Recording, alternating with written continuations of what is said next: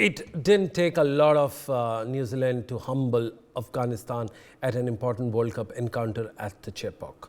Winning the third game of the tournament by 149 runs, New Zealand reduced Afghanistan to just 139, having set a big target of 289 for victory. Batting first, Latham and Phillips prepared a scorecard that was going nowhere at 110 for 4. Thanks to a big partnership down the middle order. Of the 288 that the Kiwis made, Latham, the stand-in captain, made a valuable 68, while Phillips contributed with 71. Afghanistan's spinners struck regularly but couldn't help curb the big runs down the innings. In reply, only Rahmat Shah made 36, with pretty much the rest falling to the trio of Bolt, Henry and Ferguson. Let's shift our attention to a massive game today, where host India take on Bangladesh at Pune. Of course, is undefeated so far and will plan to beat their host today easily.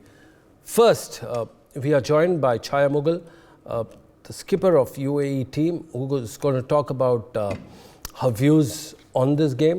Let's hear what Chaya Mughal has to say. What chance does Bangladesh realistically have for today's big game? India are the favourites to win this game against Bangladesh due to their current form. However, not to forget, Bangladesh has also defeated India 3 times in their past 4 ODIs. Bangladesh started off quite well with their win against Afghanistan in their first game, but they faltered in their last 2 games. With Shakib Al Hasan's availability in question, I think they will be even more crippled. They have been good in bits and patches, but if they want to win against this big side, they need to perform consistently. The Tigers' top order will have to come to the party if they want to create even a slightest chance of winning against the high-flying Indian side. Well, someone will have to likely to come to the party that is going on, which is a big cricketing party, and it's a very crucial match for Bangladesh. We just want to understand what, according to you, is an important factor playing in the mind today, and who's going to take on the challenge at the Bangladesh attack. Rohit Sharma is enjoying the prime form of his life in this tournament so far. After getting off to a poor start against Australia, where he got out on a duck, I think he has been dominant in all other games so far. He is enjoying his sensational batting records, and another big inning would set him on the top of the tables, where he has scored most runs than any other batter. Rohit Sharma has put his team ahead of the rate that is required in the past 2 games, and he has another chance to feast on the similar kind of oppositions in the form of Bangladesh. Well, in the past 16 games against Bangladesh, Rohit Sharma has scored 3 centuries and 3 half centuries. So we can totally think and we can totally imagine what kind of innings he is going to play. Well, Rohit Sharma is definitely leading the chart. Further down the program, we're going to show you this chart, which will talk about how India has been playing. But another question to you. We've shifted our focus to Rad Emrit, the West Indian all-rounder and former player. Rad, what is your reading of the game today?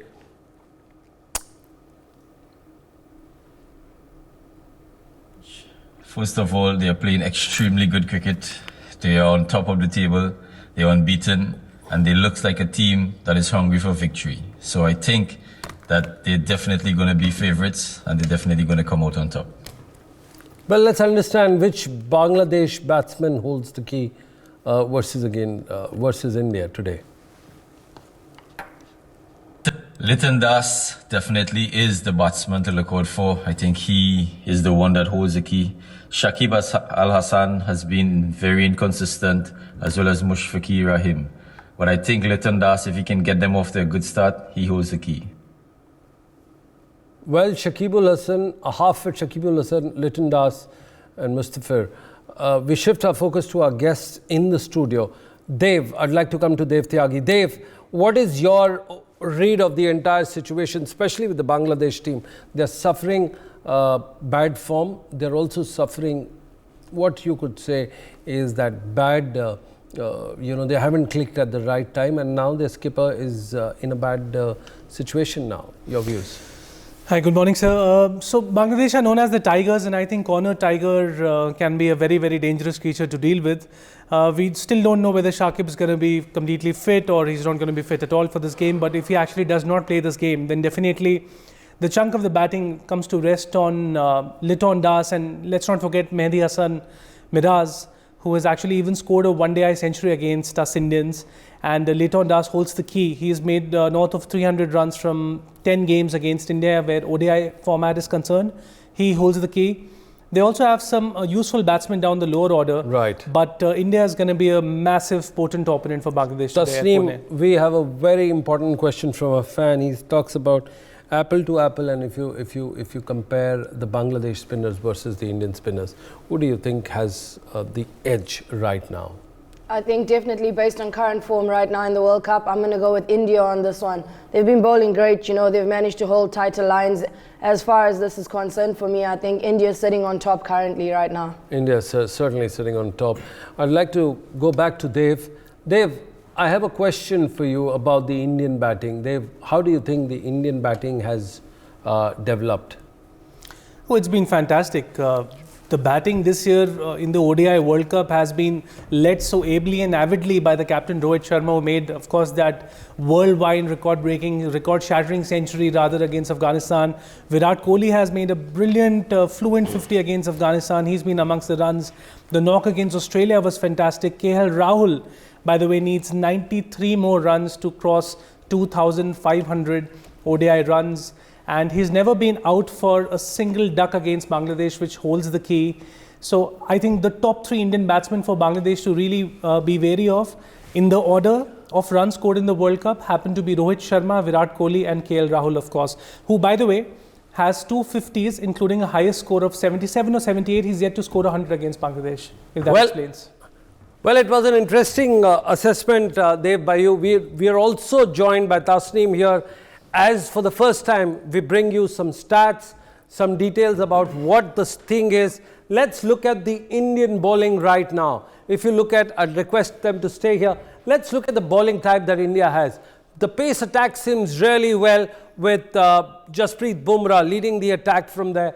And when you look at the dots per delivery and the percentage of dots, it's 54. As compared to the spin, which is 38. So again, your first 10 overs are really important, and these guys are playing a good job. Again, if you look at the balls per boundary, it's around 10, which is good.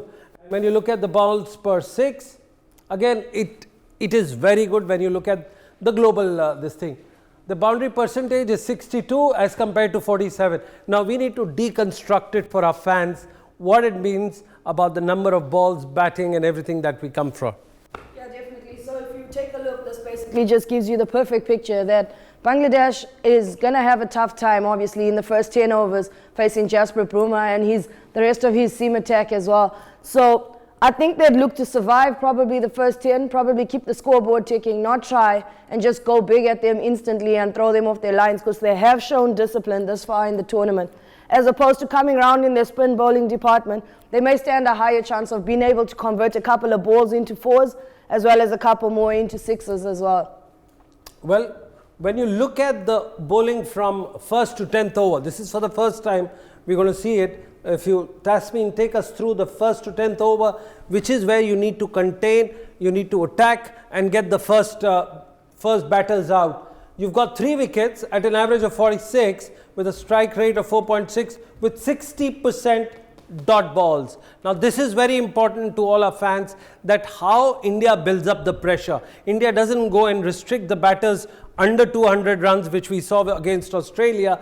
They do it with, it's like a python move, it's like the cheetah move. They wait for the time and they only build the pressure and they attack. And when they attack, they've got their dots percentage as high as this. Let's look at over from 11 to 40. This is where the bulk of this is the 60% of the time when the balls come in, when you bowl the number of overs. This is where the wickets fall, the runs are scored, and they set up the total. Tasneem, you've got to take us through this 11 to 40th over. So definitely, I'm gonna point back to you for on the 60% dot Yes. percentage in the first 10 overs first. This will give you a great idea, a great perspective of where Bangladesh probably needs to try and work on it today. I'd say that India thus far have been most accurate bowling in the first 10 overs. So what Bangladesh would probably need to look at today is converting that dot percentage from 60%. Look for those ones, push the fielders hard for twos as well. Play more for the gaps or out of in the game more than anything else. When it comes down to the 11th, 40th over, you can see that they are taking wickets, but they are a bit expensive as well at the same time. This is India. So I think Bangladesh, if they're willing to be patient enough up front in the first 10 overs, they may be able to convert as well in the last 11 to 40 overs before they get to the phase, the third The phase. final at the bottom. over, the final chunk of the over, the 9 overs from 41 to 50, again, you've got to realize India is very strong here. It doesn't give runs, take few wickets, but is very restrictive. But when you look at analyze the data here at the 41 to 50 overs, how many wickets they've taken? 9, which is pretty smart.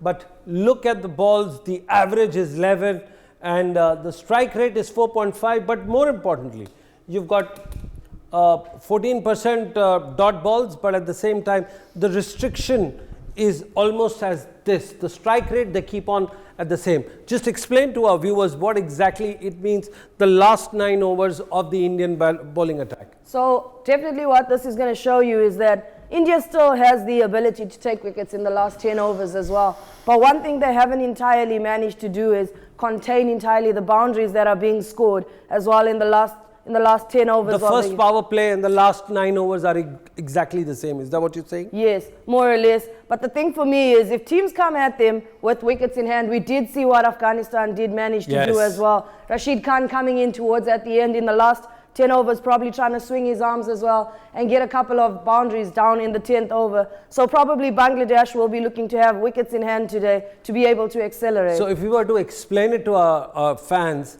this is the time when India needs to take in more wickets to restrict the batting, the runs flow, so that they are pretty easy at the last 9 overs. We go on to our next slide and talk about the next good thing that is there.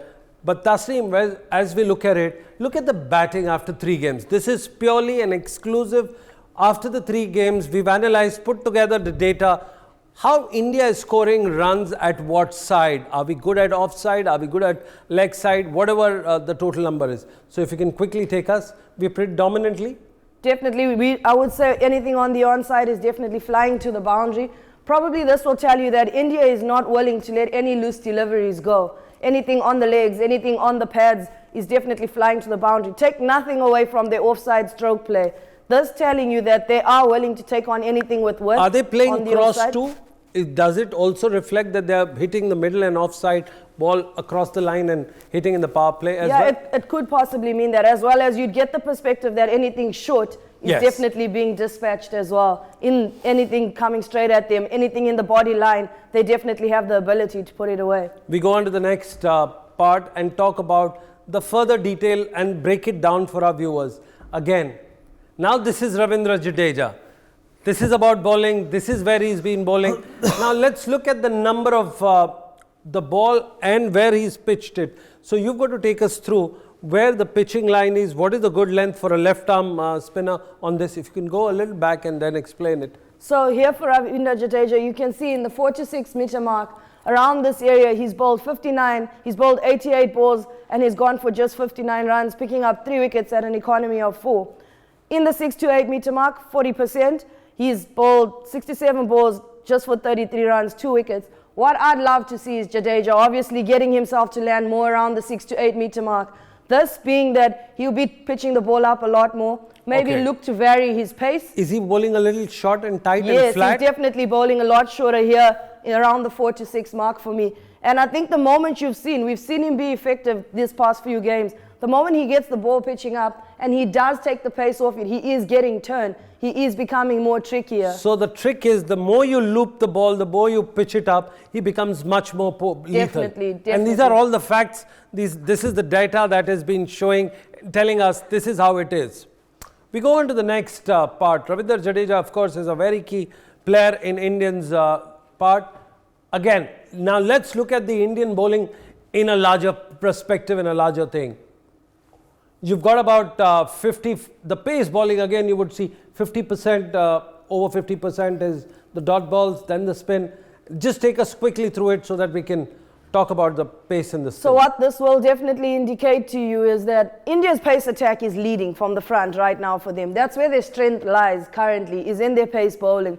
But not to take away anything from the spin department, we have seen Kuldeep Yadav come to a situation where probably he's able to contain the runs and create the pressure for the latter, for the seamers to come back in and be able to attack. I'd like to see them probably be able at a point where they have pace from one end, spin from one end, and get them attacking batters more often, because we did mention that in that period of the second power play, they're more likely to take more wickets. They need to take more wickets. So the three takeaways from this particular chart that we are trying to deconstruct, and these are all facts, data that we managed to take out from this World Cup and the three matches India has. Takeout number one is pitch the ball up. Takeout number two? Definitely look to take a lot more wickets within the second power play, that being 11 to 40. Absolutely. And once you take a lot of wickets in the second chunk of it, what you do is you constrict and you restrict the batters in the last 9 overs, and so that India doesn't have it.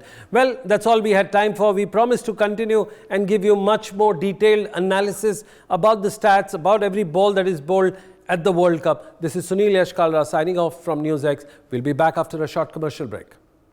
For more such videos, subscribe to the NewsX YouTube channel, hit the bell icon.